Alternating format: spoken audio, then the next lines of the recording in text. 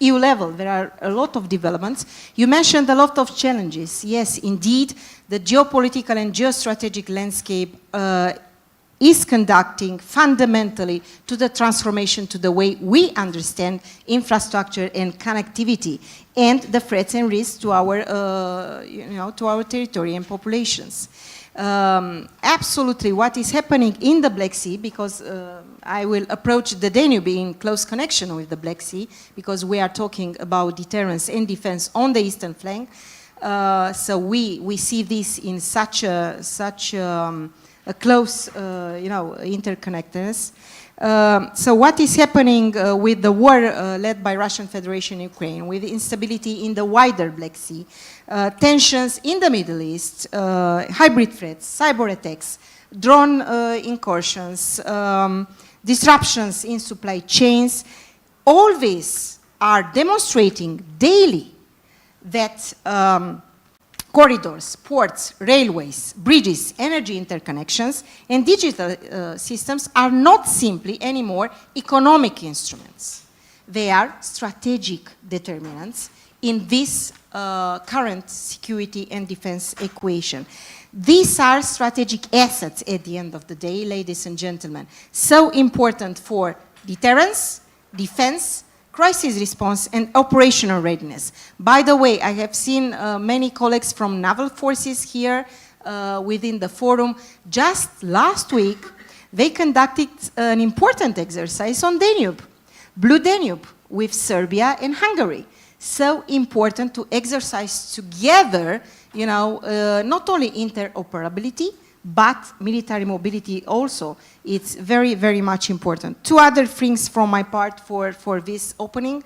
I would like to say that Danube corridor has acquired indeed a strategic relevance that is absolutely clear, goes beyond traditional elements.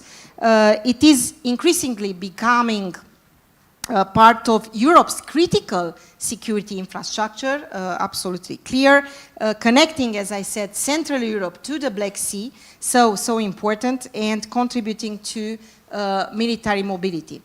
Also, let me share with you a couple of things in relation to EU developments. We have huge hopes about the plans, and not only the plans, about the funding at the level of the EU level. 1.69 billion euros in the current multi-annual financial framework, and a 10 times increase for the future framework. So I think this is absolutely very important. And the other thing, and I hope I will have time to go into more depth later on, connectivity with Ukraine and Republic of Moldova. So important for EU, for NATO, for Romania as such, and we are, we envisage funds in SAFE in relation to building roads and railways connecting these two important partners. Thank you. Thank you very much. Yesterday we launched a book, Black Swans in the Black Sea, and I have to congratulate General Hodges and George Scutaru for this book. Extremely interesting. And what I can remember, I saw a real swan in the Danube in 1991 when a cargo ship sank in Sulina and caused major disruption of traffic on the Danube. And it was a lot of discussion about this event. And now we can see and we can be afraid such an event can occur again in a different situation. We are in a war situation on the Danube. And I'm going to Mr. Ivan Usus for Ukraine point of view about the security, connectivity in the Danube.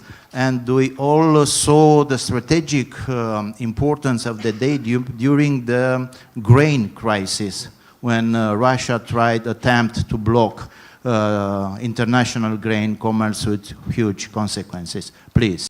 Thank you very much. Greetings, first of all, to the audience. Thank you for interest to this topic. Actually, really, when the full-scale war starts in Ukraine, because actually war starts in 2014 when Russia annexed Crimea, but then it was a full-scale war.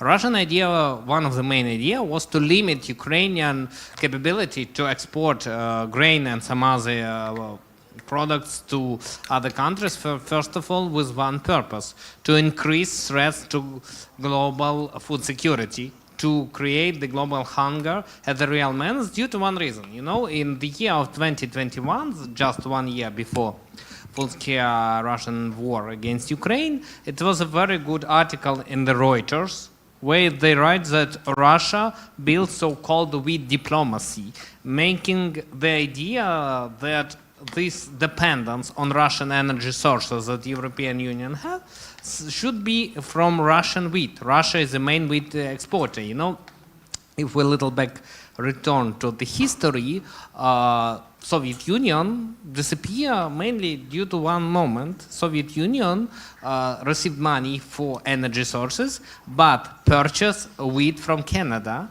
And when they have not enough sources to purchase this wheat, they faced with the danger of hunger, and split of Soviet Union was a logical actually step after that.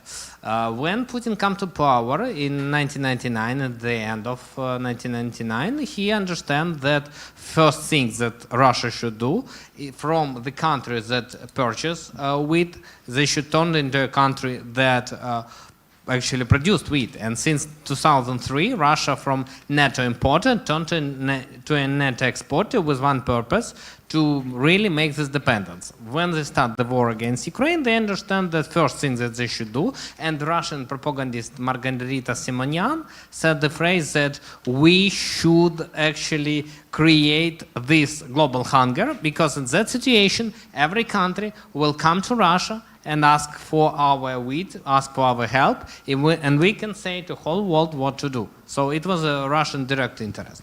And of course, knowing that Ukraine can substitute Russia in this area, when they start full-scale war, they started from blocking the Black Sea shore of Ukraine and not give a possibility to export our products. But in that moment, Ukraine started to search alternatives. It was western direction, and it was Danube. Just because through Danube we can sell our products to Romania, and then it go to Constanța, other ports, and go to countries that purchasing our wheat. So Russian plans practically was destroyed. Plus, Turkey made the pressure on Russia that Russia should go on so-called Black Sea Grain Initiative that blocked Ukrainian ports. And so we actually win from that situation, but Russia in a year decided to return to pressure. But they understand that they could not close Danube because Ukraine used it for selling our products. And that's why, unfortunately, for Romania, first of all, Russia started to attack our ports on Danube River.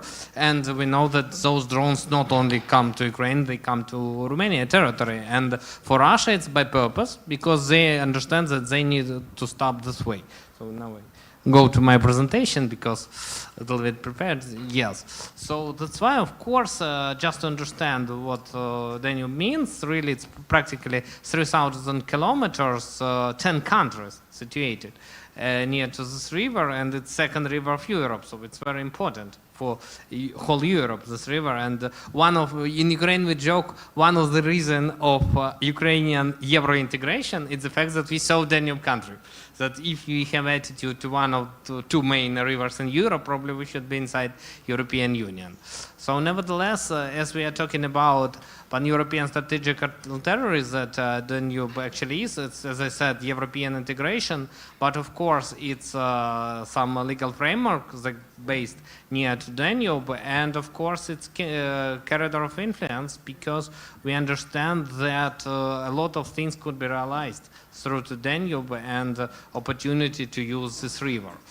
As for actually a more Ukrainian look at the situation, of course, for us it's export opportunity. We have three ports on the Danube River, and of course now we increased our exports through Danube due to the fact that, as I said, other opportunities limited. So it's first of all way to sell our grain, some other products, and when we saw how Ukraine remain one of the main world exporter, for example, oil, not oil, but sunflower oil. Actually, it's our product. 33% of global export is Ukrainian share. Of course, we realized it due to our entrance to the Danube, an opportunity to use neighboring countries, first of all, Romania, who built a railroad to Ukraine and helped to us actually to export that. So as for this situation in sports, we see that main ports actually it's Romanian and Ukrainian one, and we understand that of course this important river, but as for me it could be, we can increase the influence of the Danube to whole European Union economy to actually make this part of European Union more compatible compared to other ones, and of course to use ports infrastructure just to do that. As for the threats that actually exist, of course we understand that first of them, as I mentioned, drones, but so the Black Russian Sea Fleet, yes, it's decreased due to our Ukrainian attacks, but we understand that they could block something. But another, probably as of now, not such a large threat, but it exists, it's mines, because we understand that, like in the Strait of Hormuz, one of the problems that Iran make a lot of mines in this area, and how we could cooperate in Hormuz, knowing that a lot of mines there. Hard to say, the same situation now in Danube and in the territory of Black Sea close to Danube, because we know that sometimes mines appeared even near to the shore of Turkey. It means that unfortunately it could not be controlled at 100%. So actually, as for opportunities, so we see that really this river can give a lot, and it can give first of all to grain and some food products, but to iron too, and other products that could be used. That's actually Ukraine export and countries in the Danube export, and the main question really to realize all the opportunities that exist and find the investment needed for this thing. So. As for priorities, so of course we understand that first of all it's military aspect, but then it should be thinking how to make this region more and more important, first of all to Europe, to make it one of top centers of European Union policy in future when Ukraine will be in EU, when Moldova join EU. I think together we go to European Union. Of course, Moldova have one interesting variant, but probably not for this panel, how to be in EU, but in Ukraine, taking into account problem with Transnistria region, we think that if one day it will be controlled by European Union soldiers and Moldova can be part of one European Union country, it will be great for Ukraine, but of course it's rather policy, not economy. Nevertheless, we see, in Ukraine we think about this opportunity. So that's why, closing my speech, I want to say that really it's a strategic spine of Europe, and of course we think more about opportunities that Danube gives not only to Ukraine, but to all other neighboring countries. Thank you.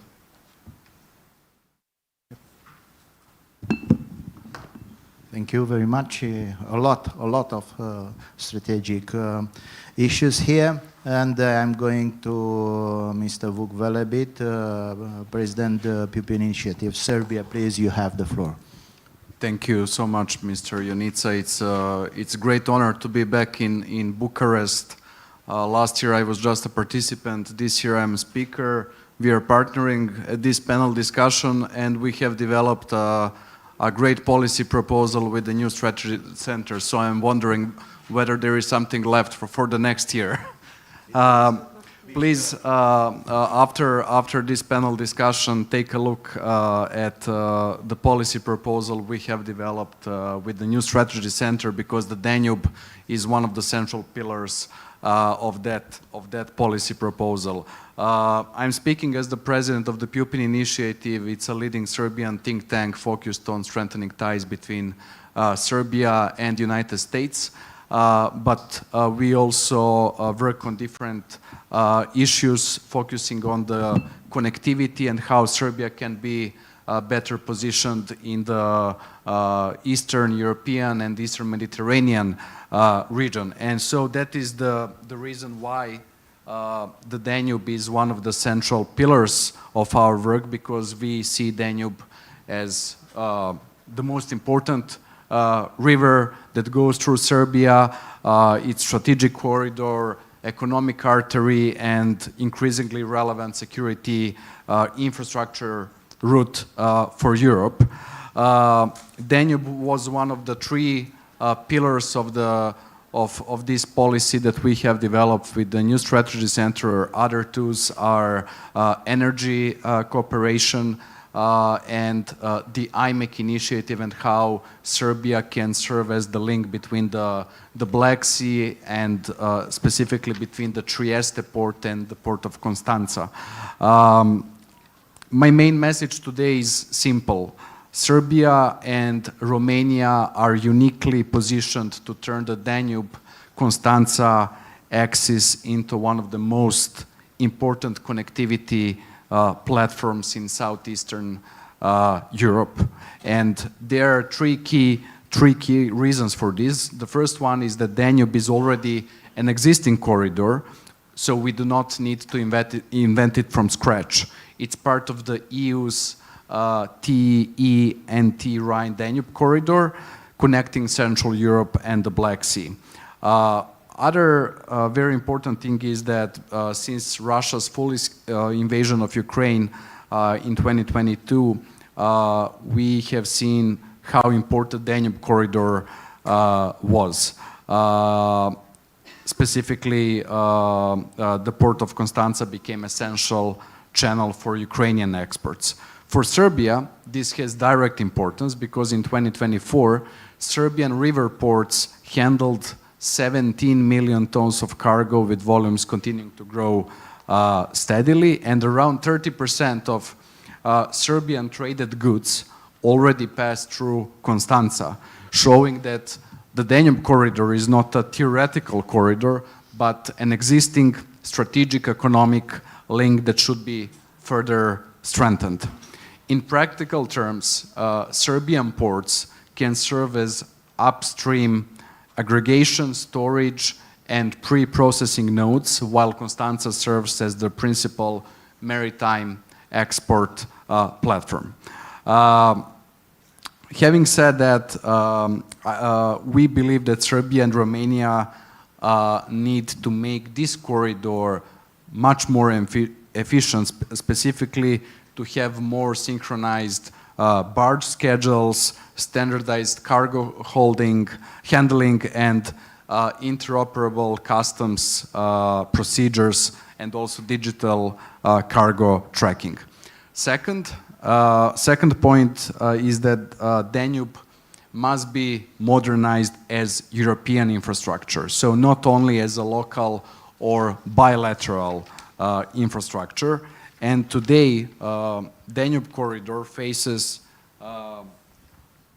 several bottlenecks, including shallow sections, navigation constraints, low water conditions, and fragmented governance. And that is why Serbia and Romania should jointly push for the modernization of the Danube infrastructure as part of the broader EU corridor alignment, which means coordinated dredging, better rail links to river ports, and modern intermodal terminals.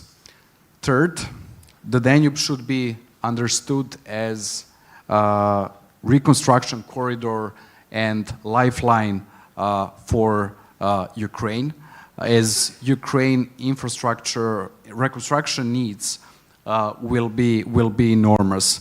They have already reached around $500 billion US dollars, and much of this reconstruction will have to actually move through reliable regional supply chains, and the Danube can become one of the main arteries of the process. So this is where Serbia and Romania again have a concrete opportunity, as Romania has Constanța and the direct Black Sea access, while Serbia has industrial capacity, river ports, and the strong geographical position on the Danube. Of course, as I have mentioned, there are risks, specifically regarding infrastructure projects in the region often face financing delays and implementation problems, and also other corridors are competing for their relevance. But I believe that these risks are precisely why Serbia and Romania should act together, because Danube has connected our countries for centuries, and the task before us is to make the Danube corridor part of Europe's future. Thank you so much. Thank you so much. I remember after the fall of the communism, when I visited for the first time Germany, my first goal was to reach the Danube origins in the Black Forest Mountains, because it's unique what Danube is doing, connecting Western Europe with Black Sea, and so it's amazing. Please, yeah, Mr. Ilge. Thank you very much. Thank you very much for invitation. I would like to remind you that we still have to expect that even after a ceasefire, Turkey maybe will keep closed the Bosporus Straits, and that means that we will not supply, maybe we will not able to be to supply Romania, Bulgaria and Ukraine with ship equipments to complete their coastal defense. That is very important to know.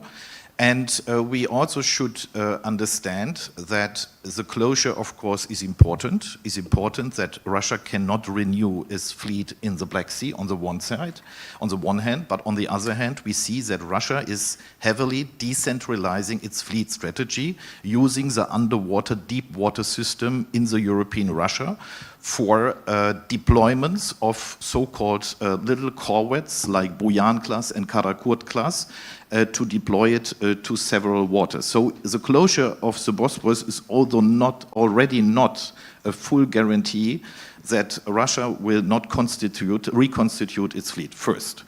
Secondly, therefore, military mobility of the so-called Rhine-Main-Danube Canal is crucial to be connected also now to the lower Danube region and to the Moldova, Ukrainian, Romanian Danube Black Sea corridor. We have, you already spoke about that, Mr. VELEBIT, we have that clear bottlenecks. Therefore, we need to have a clear prioritization and strategy. What equipment, let me say, for a flexible mosquito fleet is important now to complete Ukraine and to make Ukraine capable to oversee its coastal security. You can today, and that has to be taken into account for that strategy, you can today already use innovations to forter ships, little ships, cannon boats, patrol ships, even Mark VI, to deploy it by components, so the corpus of the ship via the river of Danube, and therefore we now have to focus also on the priority of the gaps we will have to cover for actually that purpose, because we need everything quickly. That is my first thing. Second point, shipyards, very important. Big potential of Danube region are the shipyards. Utilizing shipyards like the Daman shipyard in the Romanian port of Galați to build suitable vessels as I described, you can build up them in a year, is very important. And since the Danube at Galați already has suitable maritime conditions, warships with a draft of 7 meters already can be navigated. I also would remind you that we have great shipyards in Constanța and Varna as well. So we should use our potential we already have, and not only to write big programs of filling the gaps. Second point, very important, economic connectivity of the Danube corridor. The Danube corridor is very important because you have to understand that Ukraine reconstruction scenario require not only 500 to 700 billion euros of investments, but also investments in hundreds of millions of tons, not only of goods, but of big engineering equipments you cannot deploy simply so by street and railway connectivity. It is secondly important to remind you that the Danube region, so the EU Danube region, is also economically and strategically significant because of large-scale plant manufacturers and logistic companies, wind turbine producers, transformers and other large engineering components producers in southern Germany, actually in Bavaria, as well as Czech Republic and Austria, which already are using the Danube for their own trade. And what we have to do is we have to ensure full utilization to connect these trade routes also with the ports of Ismail and Reni, and to also cover the last miles of the route. Yes? So we also should have a multimodal context in the Ukrainian Danube rivers, which connect, for example, the Danube region with further regions of Dnipro, Ukraine in future. And I think we already have now, we have already important studies of the OECD. Also, we have important negotiations of the Danube Commission, which is already discussing with the Association of Ukrainian Port and Terminal Operators how to transport heavy goods to their destination in Ukraine. By inland waterway, how shipping companies and ports can be prepared by deepening their waters for heavy cargo, and where European partners can be found and identified in the Danube region for corresponding transport and heavy cargo projects. So we need also a matching platform already now, not only in 2 years, to bring the right people and organizations together. And my last point is, we can not only separately look at the Danube region, we must also speak about the integration of the Danube corridor in the broader context of the so-called EU-Baltic Black Sea-Aegean corridor, in order to strengthening important connectivity hubs and border hubs actually between Poland, Ukraine and Romania, in order to guarantee a better let me say, reach out of the Danube region in the whole European context, but also to the north. It's very important today that Ukrainian companies have an export route and exit not only to the south. They are actually, the metallic industry is heavily searching for the transatlantic oceans to have also something in the Baltic Sea. And herefore I would also name 2 examples and then conclude. That is not something illusionist what I say. Look, for example, at the already existing railway between Lviv and Chernovitz. If we could already modernize also for military mobility that very important crossing point based on European gauge, you would have an additional value for Western Europe, Ukraine and the Black Sea region, connecting each other with a very, let me say, economically much more efficient crossroads. Thank you very much. Thank you very much.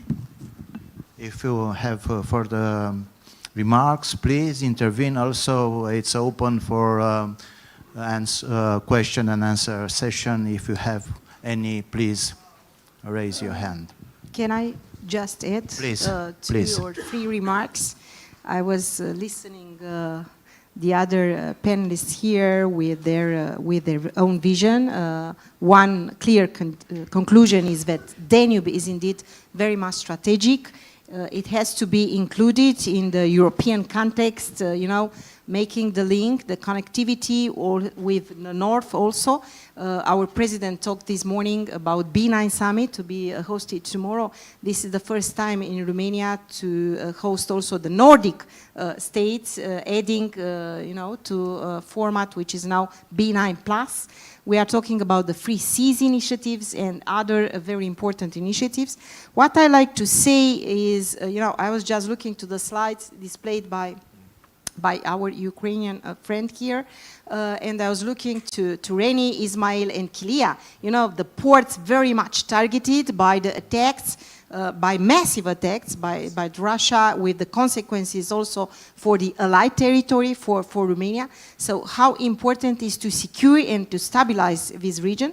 But our assessment is that, irrespective of a ceasefire or a peace agreement, the Black Sea will continue to be a hotspot with consequences also for the Danube, very much important. Unfortunately, peace is not around the corner in Ukraine, and this situation remains very much pressing, of course, in Ukraine for the brave Ukrainian people and armed forces, but also for neighboring countries here, at the Black Sea and and at the Danube.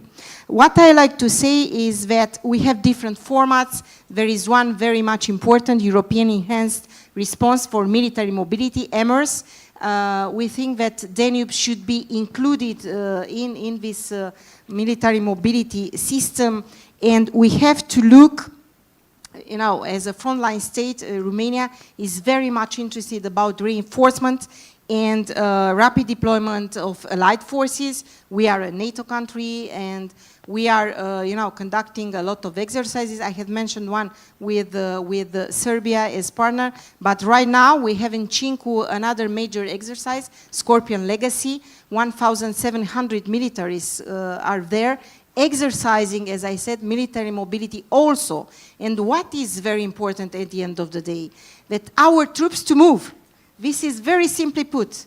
Our troops needs to move to be ready to fight tonight, and for this we need to focus more on reducing administrative and regulatory barriers. This is very important, and to improve infrastructure, resilience, and dual use, transport capacity, and of course digitalization and interoperability in relation to custom procedure. So very important regulatory, if you like, a framework to be achieved by NATO and EU also.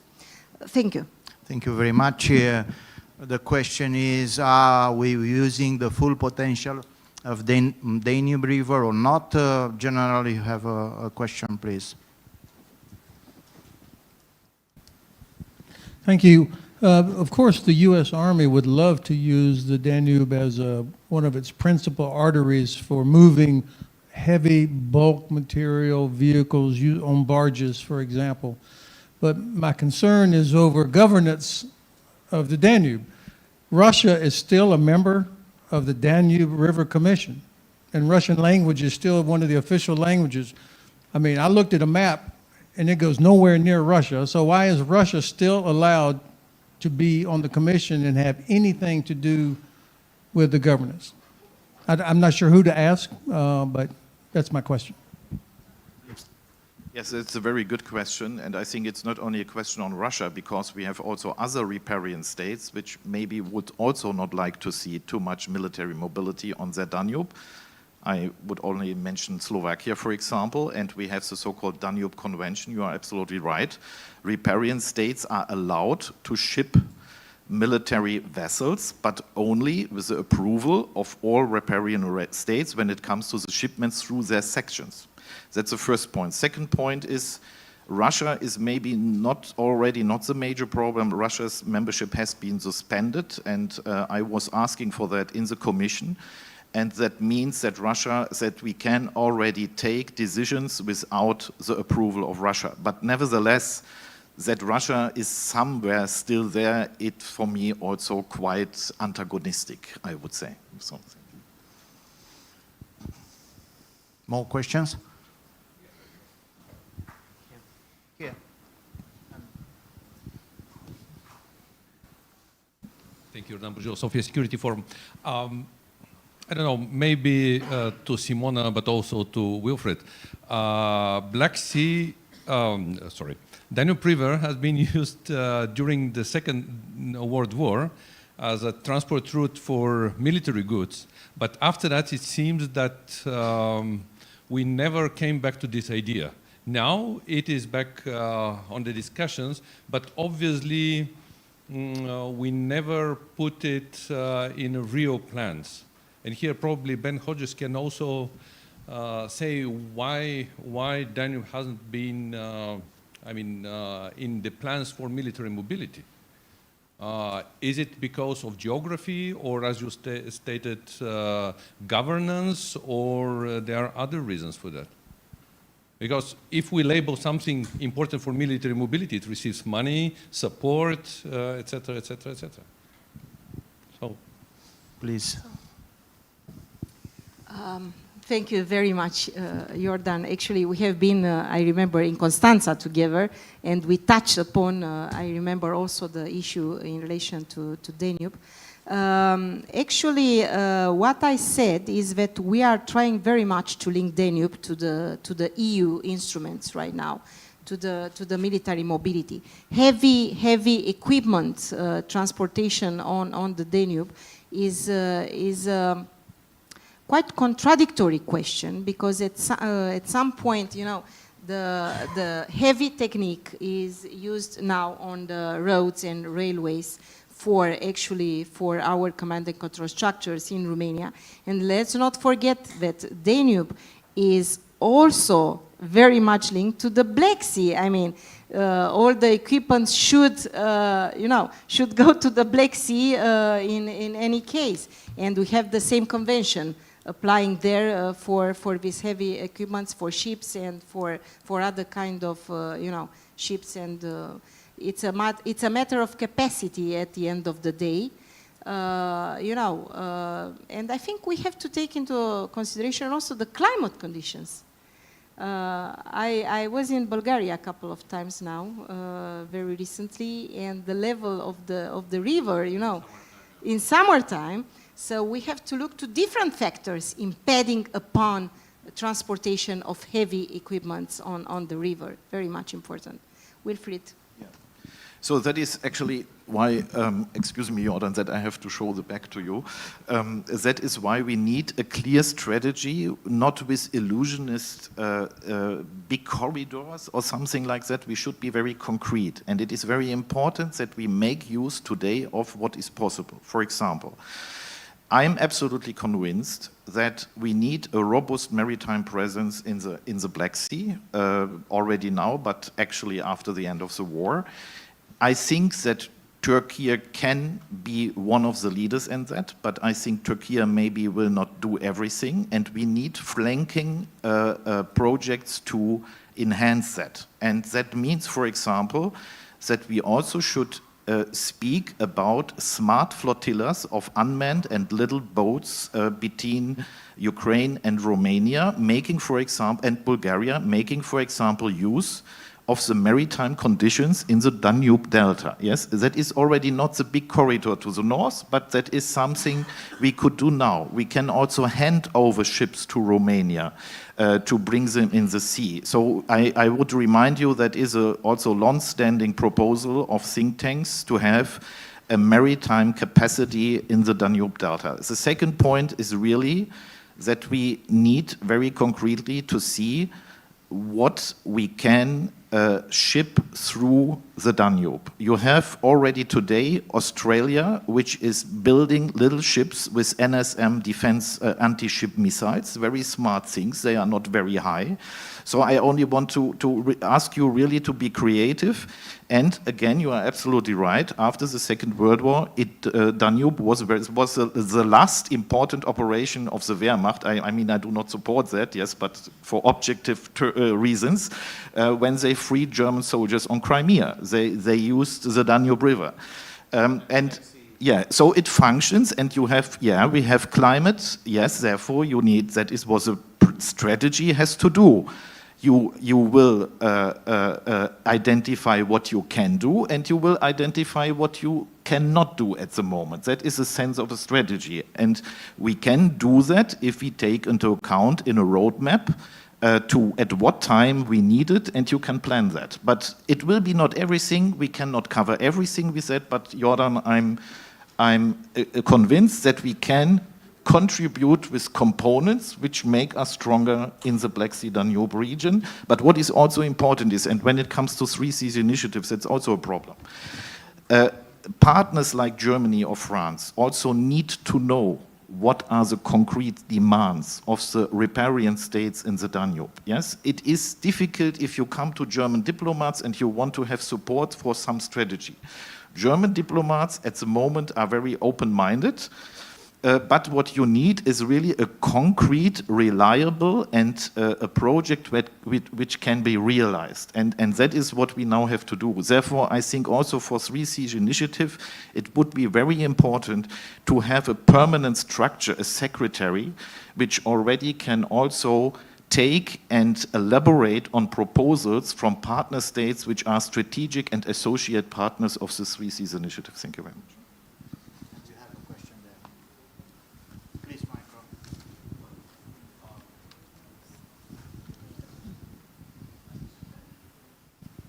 Well, thank you very much. Wilfried, just to build up on something you said to ask this question, it's great to have this panel prioritizing Danube. We've talked about it now for 2-3 years. The discussions are similar, that it's important. There's a governance issue that we need to address. If we address the governance issue, the promise is very high, both historic and future. To address the governance issue, you need to make it a political priority. It's difficult to do it without it. So other than discussing at think tank events what is happening in Brussels or Berlin, or what you suggest the riparian states can do in the concrete proposal, to make it a political priority, and it may also be a fantastic area for US and Europe to collaborate on. I mean, it'd be perfect for all the reasons General Hodges talked about. So what is happening, what should happen, and what would you think would be the right sort of concrete ideas or steps or, theater of where we can get the political priority that would necessitate everything else you're talking about? Thanks. Difficult question, but I would say that I already spoke about the European military package. I already spoke about the European pathway for making Ukraine's sustainable connectivity roads in the Danube region, which is elaborated by the DG MOVE. So what I think is technically and financially, European Union can be an enabler for realizing things, but what we need, and that is why we take the opportunity of the war to think forward our defense, is we need, of course, I think, a group of like-minded states which are pooling together their priorities and go ahead, because you will not convince every European member state, like Spain or Italy, to do, for example, what I said about the shipyards in Romania. Yes, and there are also there are many rivalries. I mean, that's another thing we cannot discuss here. Yes, but what I think is, and I see also now the growing interest in Germany and France to engage here. What I think is, and also Great Britain, look at the Maritime Capabilities Coalition led by Norway and Great Britain.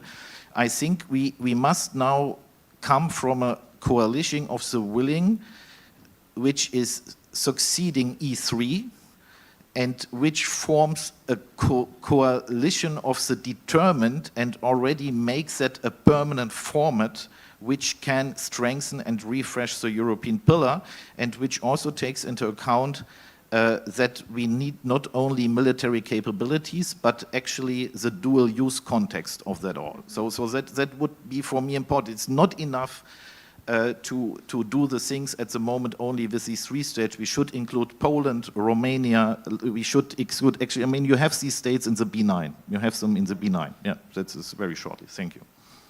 Thank you. Let me add just one second on what you said. Totally agree.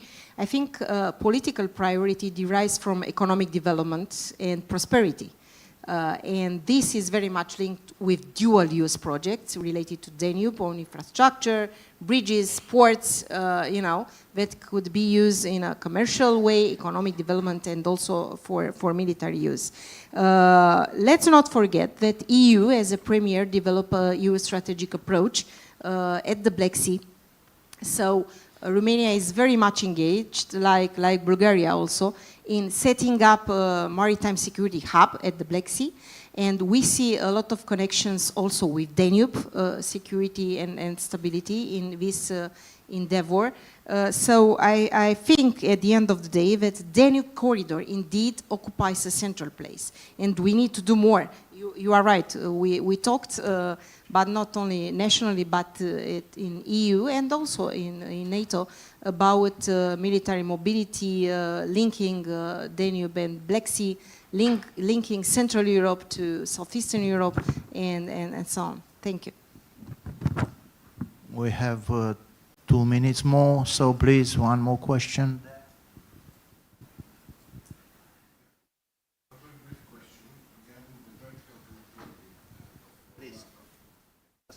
Yeah, my name is Nikolaos Vlachakis. I'm Minister Counselor for Public Diplomacy at the Greek Embassy here in Bucharest. So, one very brief question about the vertical connectivity of Danube.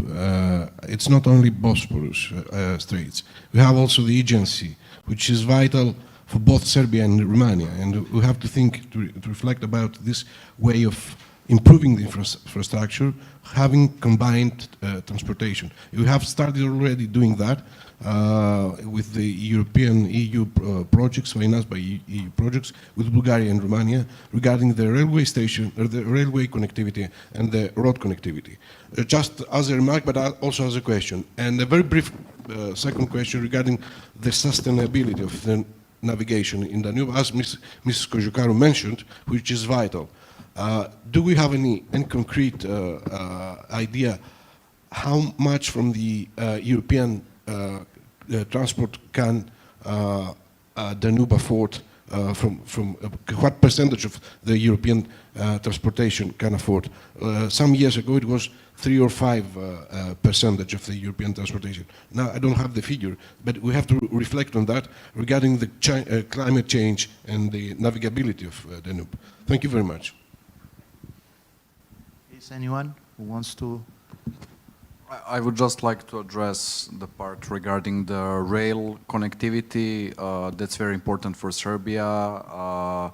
Serbia is developing a speed railway from Belgrade to the southern part of Serbia with the support of the European Union, because the idea is to connect Belgrade to Thessaloniki and then northern to Budapest. So connectivity is, I would say, #1 priority for Serbian government, even though I cannot speak for the government. But another intervention regarding what Kosh said. We are already, as a think tank, talking in DC with the US administration, and I can tell you that there is a high interest of this administration to look at the Danube and how Danube could become, let's say, a pillar of cooperation between the EU and the US in this region. So I think it's very important to have that political alignment of the Danube countries, but also in parallel to work to move from the political cooperation to the corridor management. Because if we just wait, we can spend next few years speaking about the political part, but if we are not ready on the corridor management, that might be the issue. Thank you very much. Just 30 seconds, please. To complete that very shortly, you are absolutely right. That is important to take into account, but we also have to say that actually in the West European section of the Danube, the trade flow was not so high. I mean, to be honest, Rhine-Main-Danube canal was a flop in economic sense. Yes, please believe me, for a certain time. So we have a big potential, because if we strengthen now through European integration the Black Sea regions, we will have new demands. And I again would re-underline what I said at the beginning, that there are heavy German constructing companies in the lower Bavaria, which are very low costly, can transport things through the Danube. So it's merit-based and it is efficient. And the last thing is very important. You speak about the alignment. We should not forget that Chinese are also looking at us. And it is, and that would be my final remark here, it's important that European Union, that is what European Union has to do as a regulator. European Union just revised its port infrastructure strategy. And we should clearly define our assets, yes? And Romanian, Ukrainian, Bulgarian ports are a big assets, and they should remain the assets of the Europeans and not by, let me say, other third powers which maybe will do something not in our interest. Thank you. Thank you very much. Nobody is coming to interrupt us. If you have one more question, it's allowed. It's on your lunchtime, so. If not, I appreciate it a lot, your remarks, your comments, and your questions. I think we needed more time for all these strategic issues. Thank you, all of us. Thank you for your attention.